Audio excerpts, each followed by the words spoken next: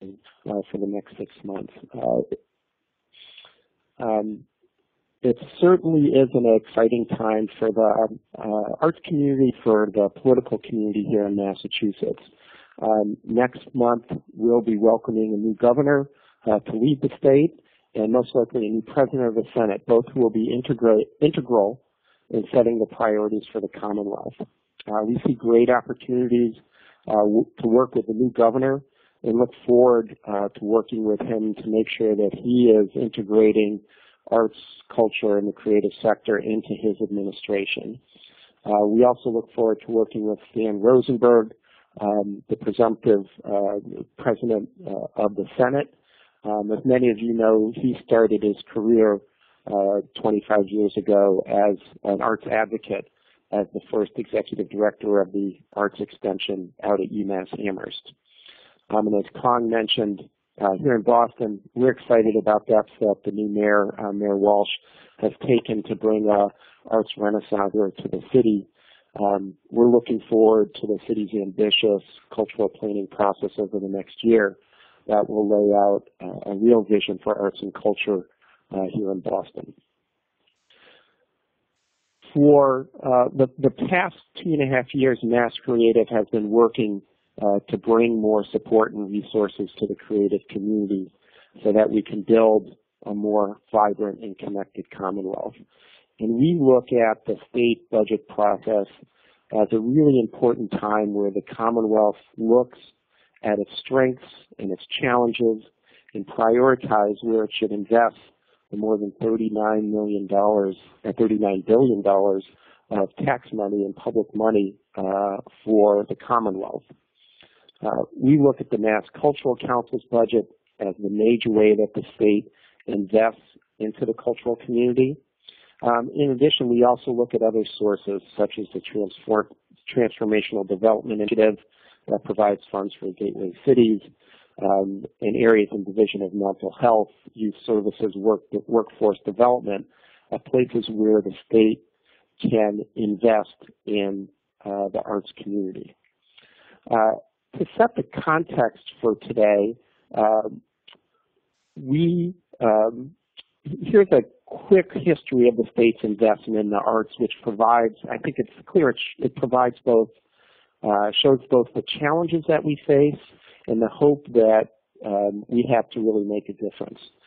This first slide shows the Mass Cultural Council's budget evolution over the past 25 years, where it peaked in 1988 at $27 million, and now it stands at $12 million. Our next slide shows the MCC budget over the past 5 years. As you can see, there's been a general increase up from some flat funding in 2012 to 13 to increases over the past 2 years. So we're on the right trajectory. And the third slide is just about the Cultural Facility Fund, which shows a slide about the investment in capital funding on maintaining and rebuilding our cultural facilities. As you can see, over the past 2 years, there's been a significant increase in investment. So as you will hear from our speakers today, we face a lot of challenges in this budget cycle, yet we are optimistic and hopeful we can continue the trends that have been set over the past couple of years. So we're really excited for our speakers lineup for today. We have 3 great speakers who are going to bring you through a broad description of how the budget works, what's the situation with the Massachusetts budget, and then opportunities that the community can do to educate our political leaders about the situation. So Noah Berger is the director of the Mass Budget and Policy Center. Noah is the state's foremost expert on the budget process, and I encourage all of you to sign on to the center's email list to learn even more about the budget process and to keep up to date throughout the budget process on what's happening. It's invaluable information that the center produces through the budget process. Tracy Konopinski is the senior campaign organizer for Mass Creative. And she will be coordinating activities and working with many of you over the next 6 months to make sure our legislators understand the specifics of the budget and how important it is to fund the arts community. And Bridget O'Leary is the Associate Artistic Director at the New Repertory Theater. Bridget and New Rep have been doing great work over the past couple of years, engaging their board and their constituency in education activities, and she's going to talk about their work and how they've been engaged from an institutional level. So just some logistics before we dive in. As you can tell, all of you are on mute. If you have a question that you want to ask any of our speakers, please type it in to the chat box, which is on the left of your screen, and hopefully we can get to it during the webinar. If not, we will respond via email. The webinar is going to be posted on our website afterwards, so if you want to watch it again or if you want to forward it to other folks. And then finally, we'll be sending out a quick survey to you after the webinar, and we would love your feedback to make sure that these sessions can best serve your needs. So with that, I'm going to hand it over to Noah, who's going to talk about the Massachusetts budget process. Great. Thank you, Matt. And thank you to everybody on this webinar for all the work you've been doing for the arts. It's made a significant difference, as you all know, both in Boston and in the Commonwealth. And I'm a big believer that particularly our legislature and city governments are pretty responsive to people who are actively engaged and make a case coherently and persuasively for things that matter. And I think that's good for the arts community. It's also good for our democracy when people get involved and play a role. And obviously, you've been able to increase funding for some important programs, which benefits not just professional artists, but all of us out here in the state who benefit from having access to the arts. So thank you, and I hope that the presentation I'm going to do can be helpful as you go forward. I'm going to talk about the process and also about the fiscal condition of the state. But before I get into the details, I always like to take sort of a half a step back and look at the big picture. And the big picture is what it is that we do together through government. And when you're making a case for government funding of the arts, you're not just making a case for the importance of the arts, but for the idea that it's a public good. That's something that we need to do together through our government. And when we talk about government, often a lot of people begin with this image of government as just a couple of politicians yelling at each other or a big bureaucratic blob. And if that's where we start the conversation about all of these things, is pretty much over before it begins. People say, oh, it's government, I don't like it, I don't want it, I certainly don't want to pay tax dollars for it.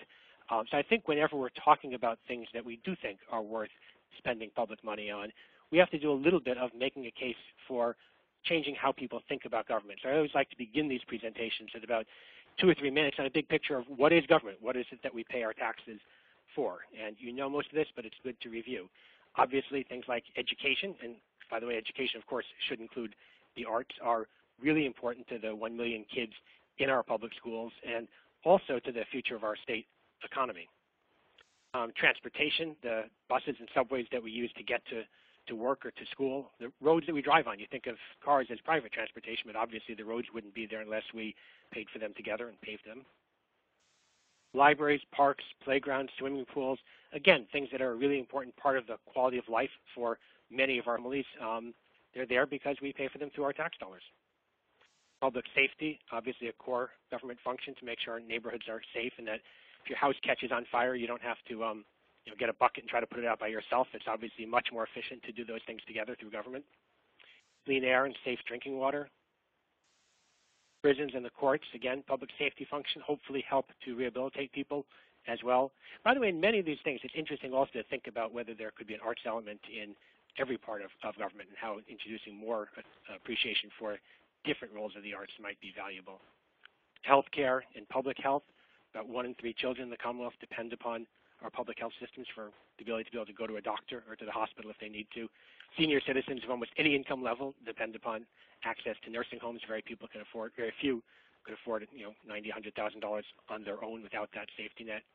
Our human service programs, everything from programs for people with developmental disabilities, our child protective services, a basic safety net that's there for everyone, and the arts. Obviously, you could all tell me much more about the value of the arts than I can tell you, but it's a critical part of the quality of life for both children and adults, as you know, all over the Commonwealth. And when we think about government, that's what we're thinking about ultimately, is schools, quality of life, public safety, transportation, a safety net, including a healthcare safety net, and that's ultimately what we pay our state and local taxes for.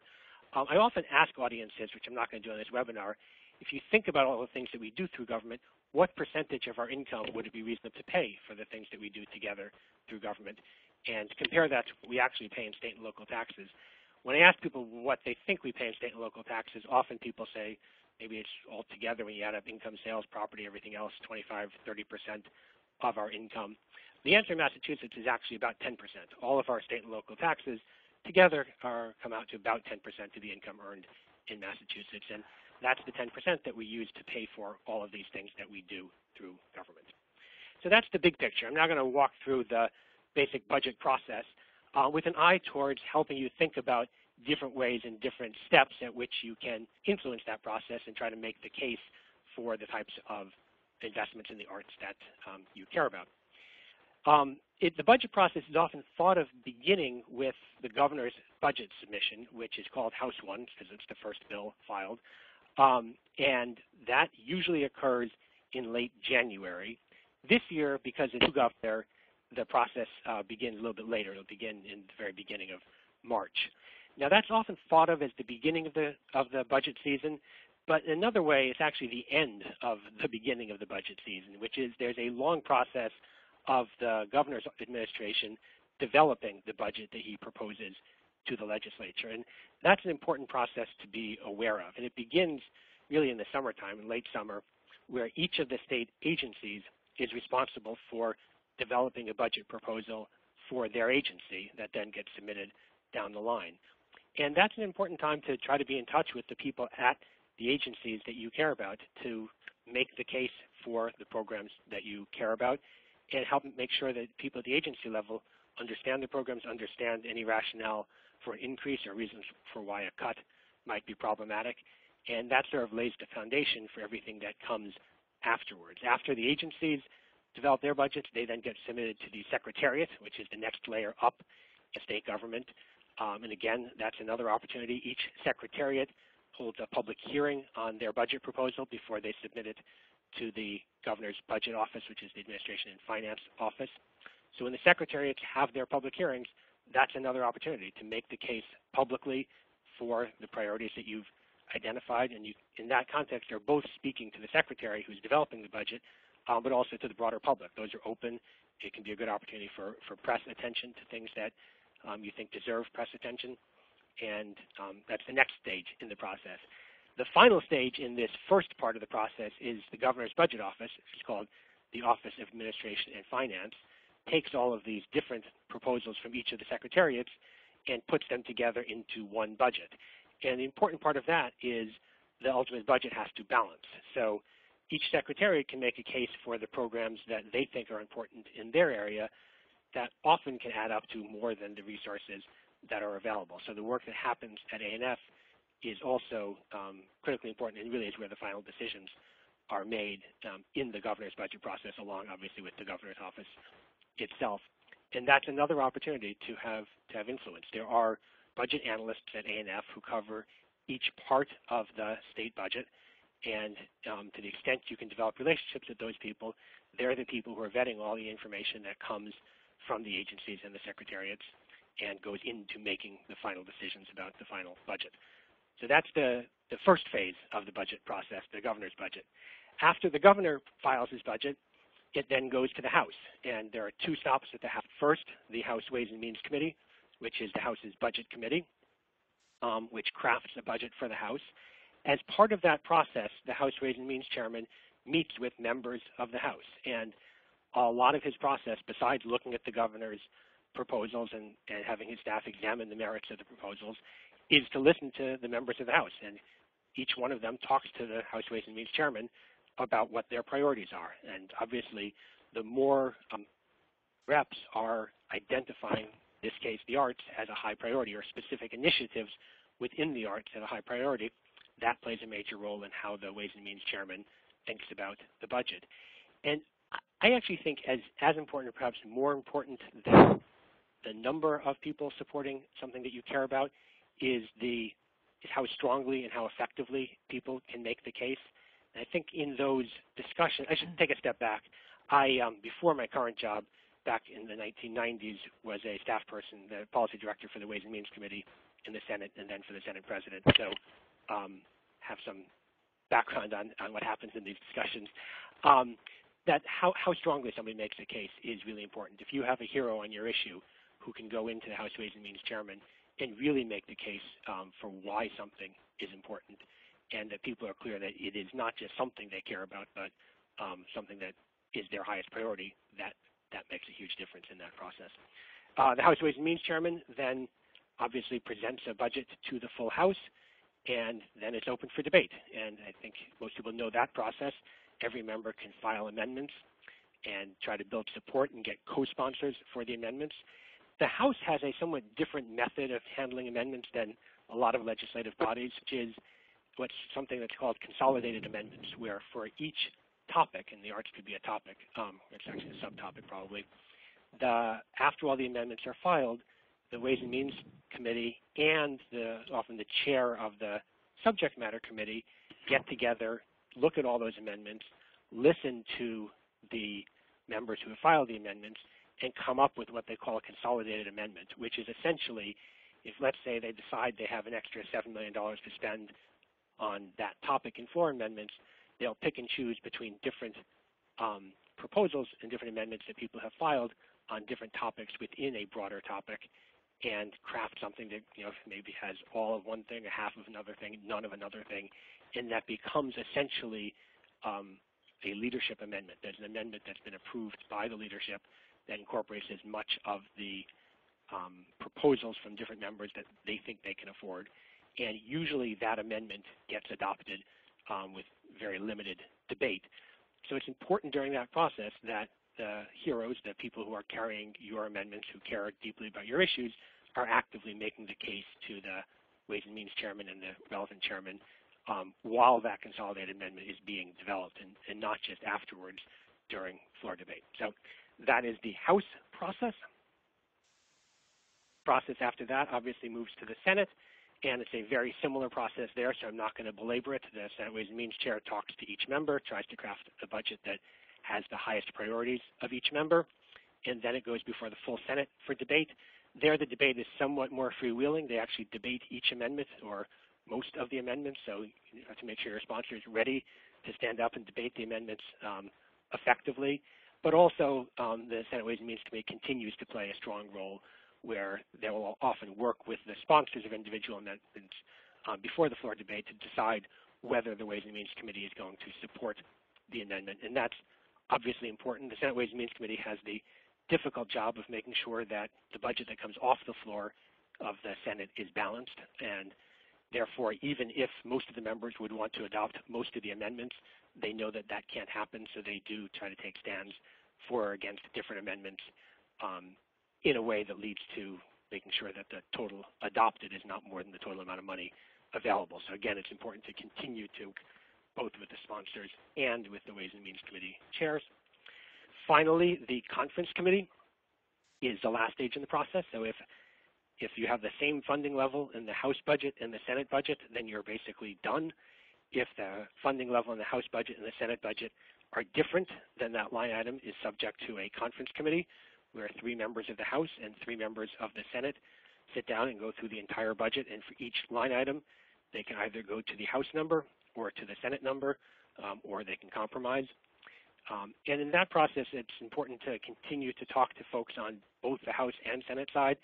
Let's say you had a higher number in the House, you would want your House sponsor to be clear to the Ways and Means Chairman who chairs the Conference Committee that it's really important to him or her that you keep that higher number. And it's useful if you have a Senate sponsor who maybe tried to file an amendment for a higher number but didn't get it, that they make the case to their chairman that even though the Senate didn't do this as a floor amendment, perhaps because they couldn't afford to, that he and maybe as many senators as possible would actually like to recede to the House's higher number, and that can be important as well. And obviously, you don't want your Senate sponsor saying, if that was a lower number, let's not recede to show them that our branch is more important or something like that. That is the conference committee. Finally, the governor can then veto. In Massachusetts, unlike at the federal level, we have a line item veto, so the governor can, for any line item in the budget, either sign it or veto any part of it. That is, if the funding that comes out of the legislature is $15 million, he can veto $2 million to make it $13 million.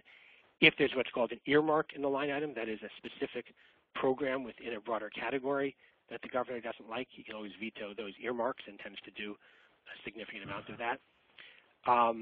And those vetoes are then subject to an override. And in fact, vetoes are very often overridden because you have a legislature that is with often strong consensus within each branch and strong leadership. So a governor's veto is not the end of the process. There's always a very real chance of having that veto overridden. And that's pretty much the end of the process. The bill that comes out of that whole process is called technically the General Appropriation Act, which is the final budget, and that becomes the budget for the year. There are other things that can happen after that. There's what's called supplemental budgets, which is if there's extra money to be spent, the legislature can add to the budget during the year. And there's also something called 9C cuts, which is if it looks during the year like there's going to be less revenue available than was thought when the budget was crafted, the governor can unilaterally cut from most of the budget to make sure that it stays balanced. So that's the end of the process. I'm going to talk quickly about the fiscal condition of the state, which is that over the last 15 years ago, we've seen pretty deep cuts across state government. And you saw some of the cuts to the arts. So I'm going to go briefly over other key areas and then talk about some of the why. Chapter 70 is our major education aid account for local schools. That's down about 5% once you adjust it for inflation. It actually has a special inflation factor in that law for those costs. And that's a cut, but it's actually less bad than we've seen in much of the rest of government. For example, early education and care, that's both our child care programs and early education for 3- and 4-year-olds, and there's more and more evidence that those are critical years for lifelong learning of kids. Early education and care funding is down 23% over that period.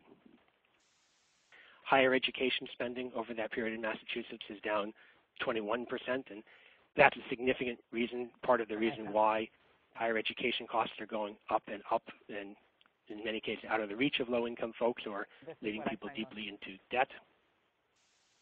Public health funding is down by about 25%, 24% over that period. Massachusetts used to have the best anti-smoking programs in the country, particularly aimed at young people, and smoking rates during that time for young people dropped dramatically. Back in the 2001-2002 era, those programs were cut dramatically, and in fact, smoking rates have now stopped declining. Environment and recreation, that's everything from our environmental protection programs to our parks and swimming pools. Funding there is down 30% since 2001. Mass Cultural Council, as you've seen before, is down 39% over that period, but you also see a significant uptick in the last few years as your advocacy has kicked in.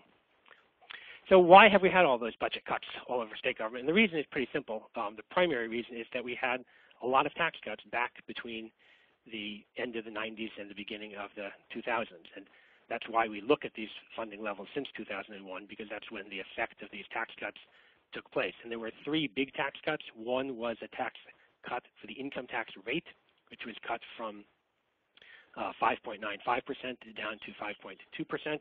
That cost about $1.8 billion. State also cut the tax rate on dividends and interest, and that's costing us about $880 million a year.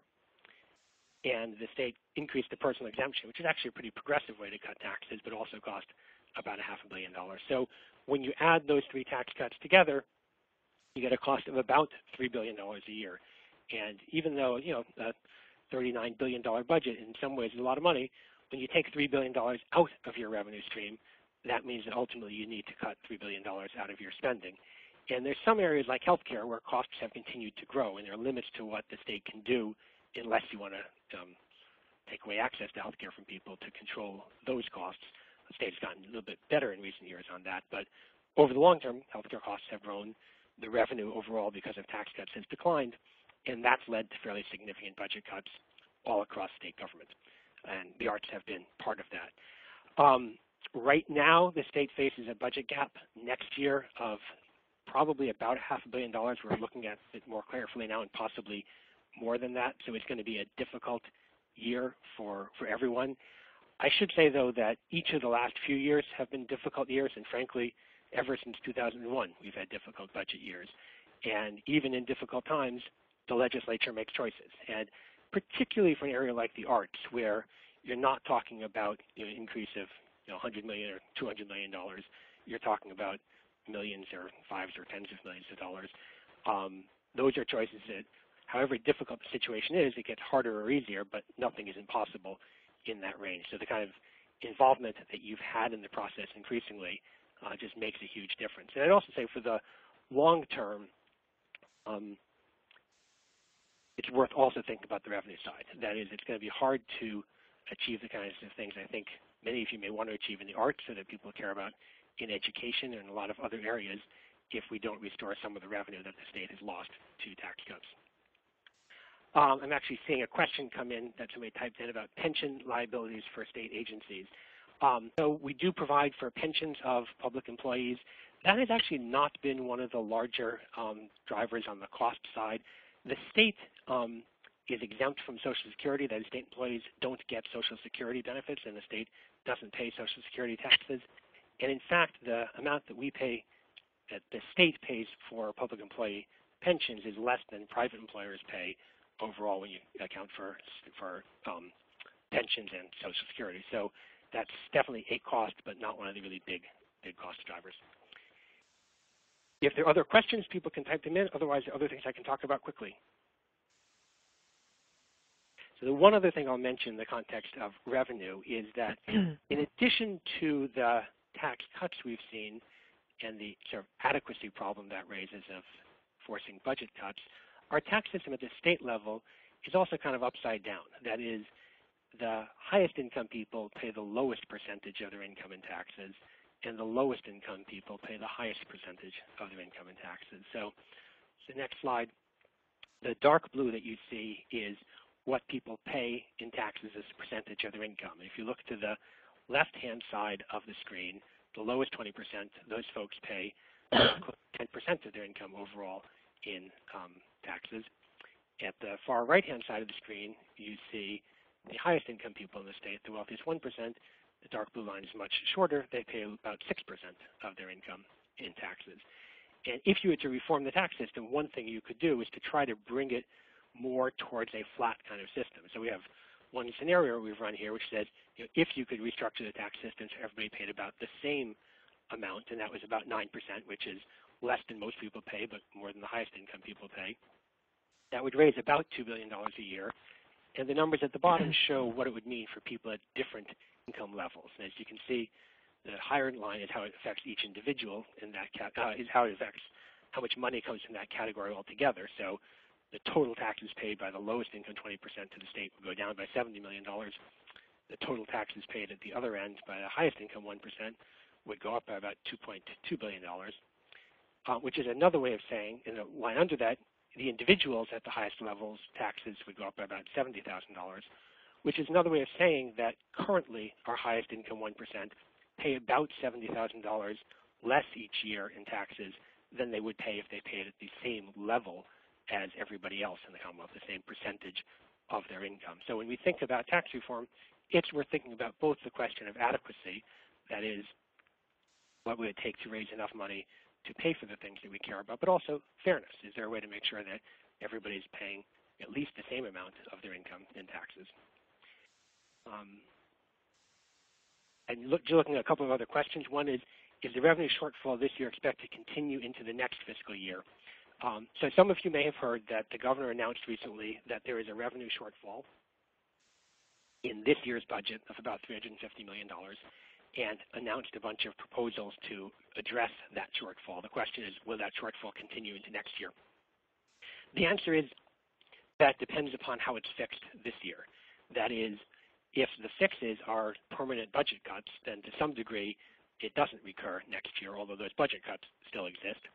if the fix is to take money out of our rainy day fund to pay for those costs, then that budget gap does directly reappear next year because we would have used the rainy day fund money that we're using to close it. Obviously, if there was a new revenue source, permanent revenue source identified to close that budget gap, then that gap would not continue into next year. I should also add that besides the new budget gap the governor identified, when the budget this year was enacted, it also had about a $350 million budget gap already, which is to say the state used money from our rainy day fund and from other temporary revenue sources to balance the budget this year. So even if we hadn't had additional problems, we had the issue that our budget was being balanced because we were taking money out of reserve funds in order to pay for ongoing costs in the budget. So that's sort of a structural budget problem. And we frankly had structural budget problems in the Commonwealth for a good 15 years or so. I see another question was just typed in. Has the split between personal and corporate taxes remained about the same since 2001? The long-term trend is that corporate taxes have been down in the Commonwealth. If you go back to 1968 or so, they've been down pretty dramatically. There are a lot of reasons for that. Part of it is some tax cuts. Part of it is some changes in the structure of our economy and what kinds of firms we have. And a lot of it is there have been a number of sort of special tax breaks for different industries that together cost us somewhere over $700 million a year. So that has been one of the problems.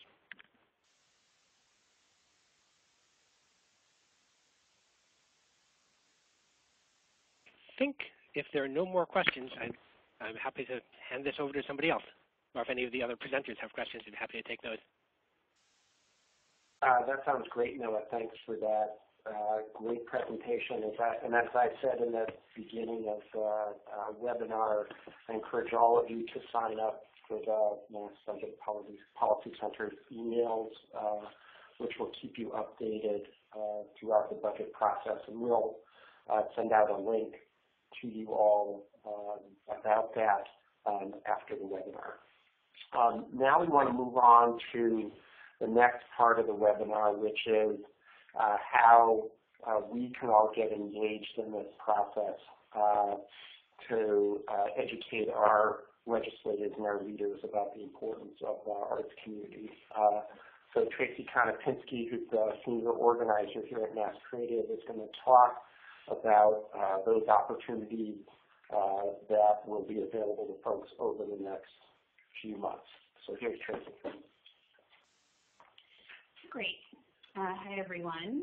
Like Matt said, there's lots of ways that you as either an individual or your organization can get involved in the public education campaign that Mass Creative will be running this year. So we're running the state arts funding campaign for the fiscal year 2016 budget. So there's a couple of goals. So one is that we want to bring more resources and support to the creative community. And we want to do this by engaging arts and cultural leaders and supporters throughout the Commonwealth. And then also work to build relationships with key decision makers, so the governor, leadership in both the House and the Senate, and individual legislators. And then doing all of this helps to build the strength of the sector so that we can do more. So like Noah said, there's 3 versions of the budget that comes out throughout the season. So there's 3 key decision makers in the process that we think about. So one is Governor-elect Baker. So he will release his budget in March. And then there's the chair of the Ways and Means Committee, Representative Brian Dempsey. So the House releases their budget in mid-April.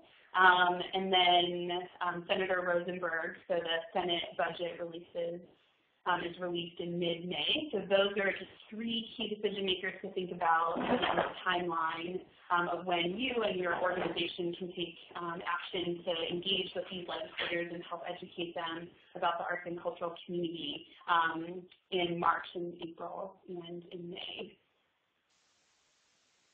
So there's, when we think about decision makers, we often think about what influences them. So what are the things that they think about when they're making decisions? So because they're elected officials, they always think about the public.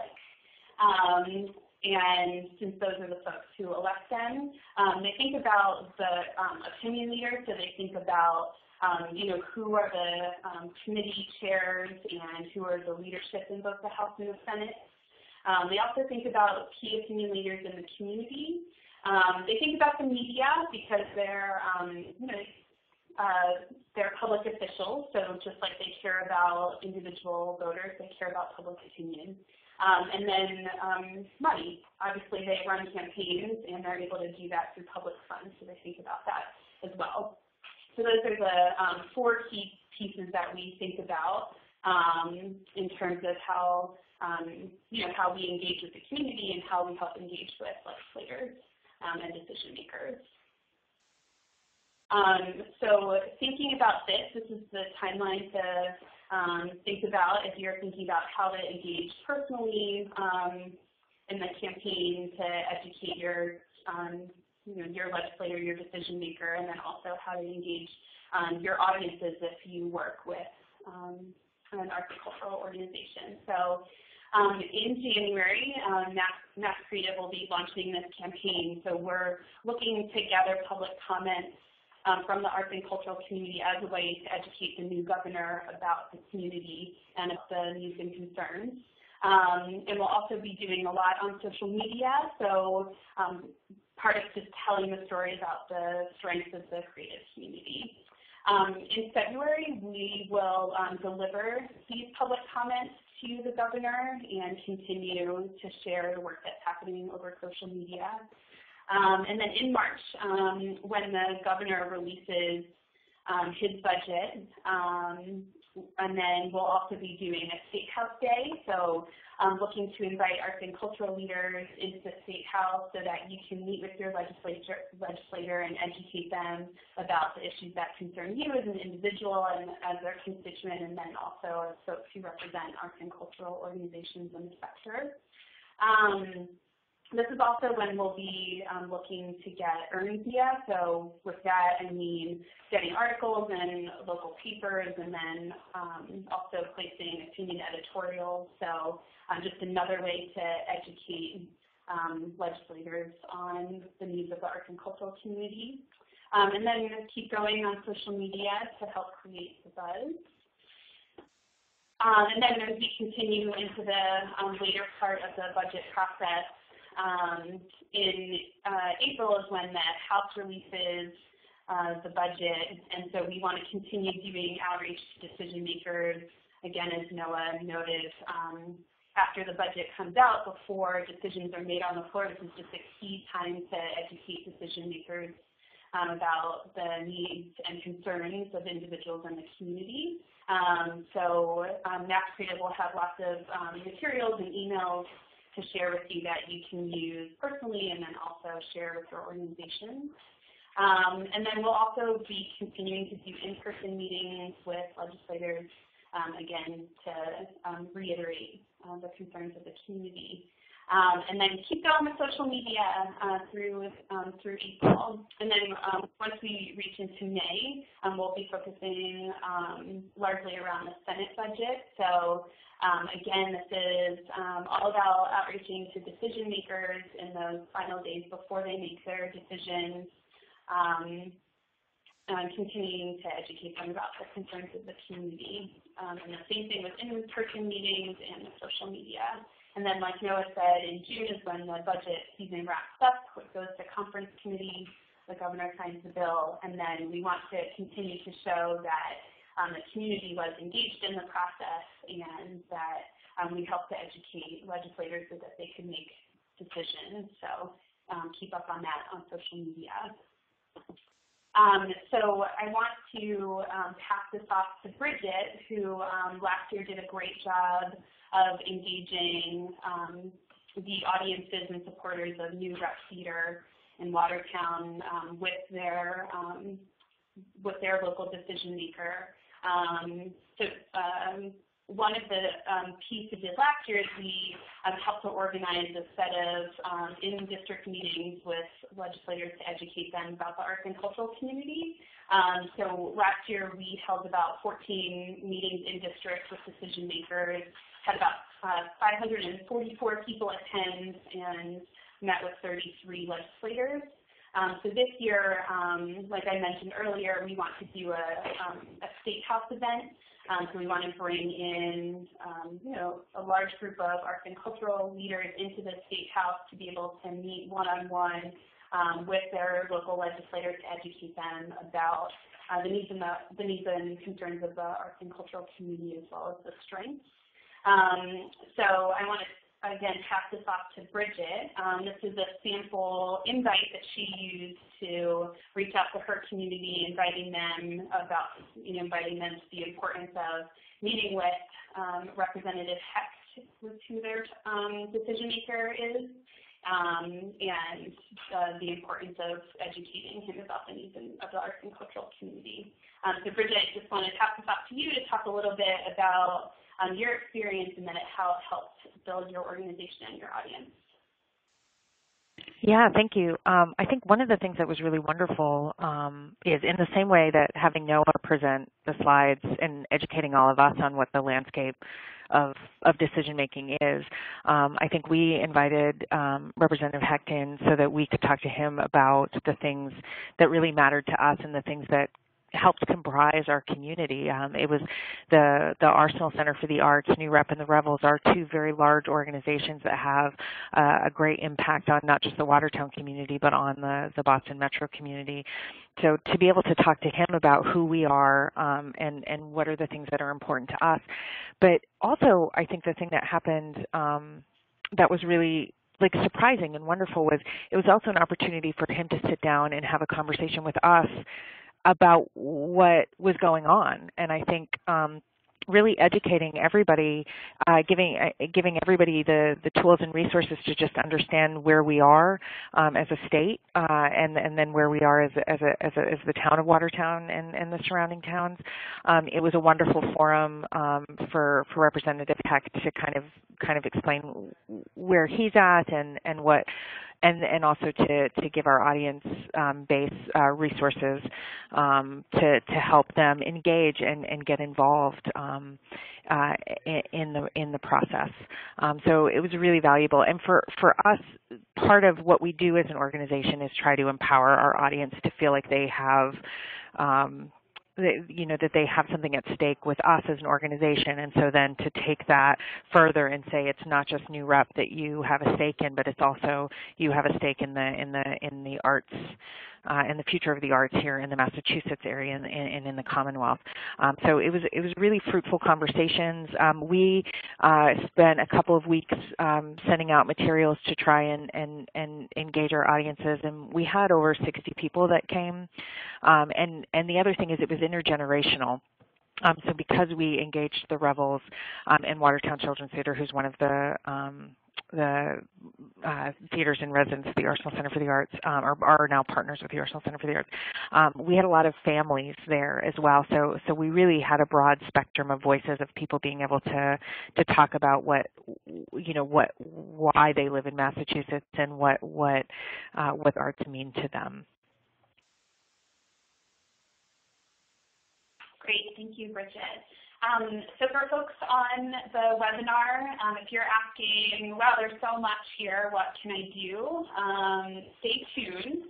So the two big pieces you should be thinking about is coming up in March and April when we do our State House event to meet individually with representatives and senators.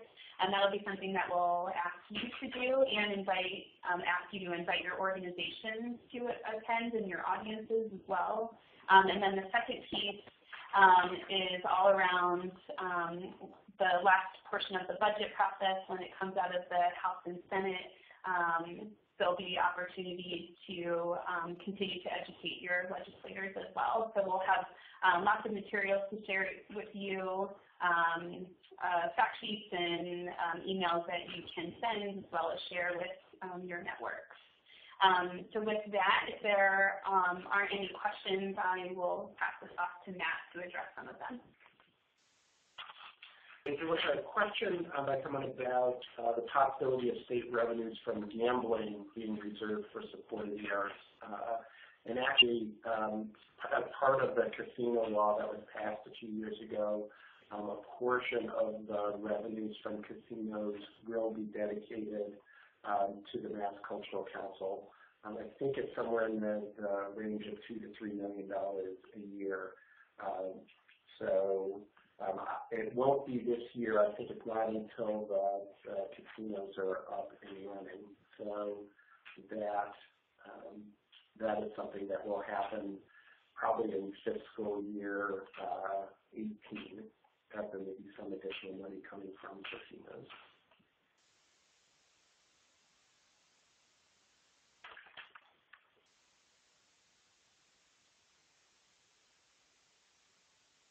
So I want to thank all of our presenters today, especially Noah, for his great perspective on the budget process and the current financial situation of Massachusetts, and for Tracy and Bridget for really talking about the opportunities for folks to get engaged.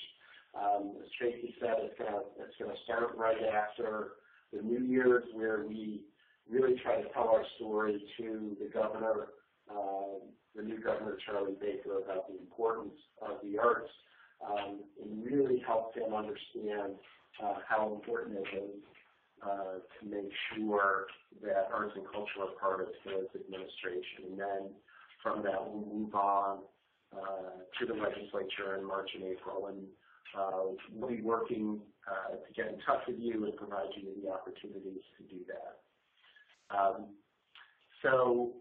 With that, I want to thank you again. We'll be sending out a brief survey to folks looking for your feedback.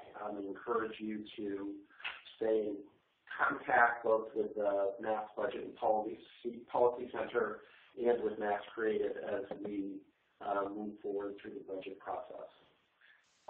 So thanks again for everyone and for the Bar Foundation for making this webinar happen. And we will talk to you soon. Thank you.